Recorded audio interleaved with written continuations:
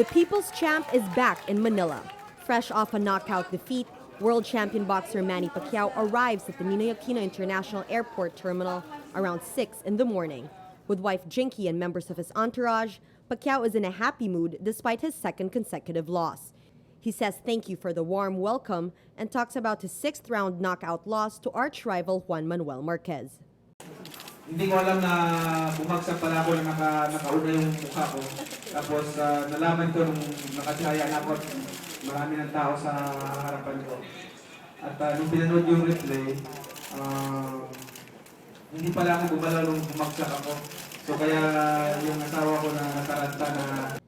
He is jovial at first but turns serious when he talks about the effect of his loss on his countrymen. Yung kababayang Pilipino ko na maraming nakita ko sa napanood ko sa balita na maraming umiyak, nasaktan sila at ang gusto ko kasi mapasaya ko palagi yan ang ano ko gusto kong mapasaya palagi ang mga kababayan natin. But supporters assure him he is still their champ. Among the fans who trooped to the airport at dawn are colleagues in Congress, politicians and actors. They say they will be there for Pacquiao through thick and thin. Suporta natin nasa kanya pa rin.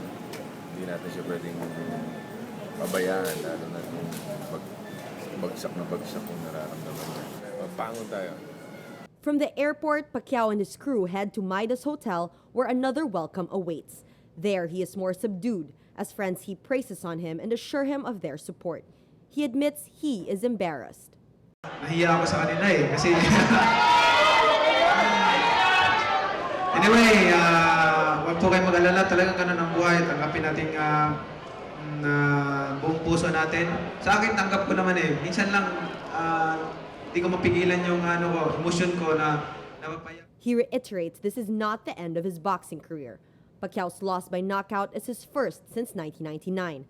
He insists this has only made him more determined and is nothing but a stumbling block. Whether the stunning defeat was a coincidence or a sign of decline remains to be seen.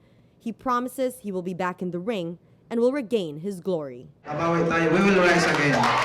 Natasha Gutierrez, Rappler, Manila.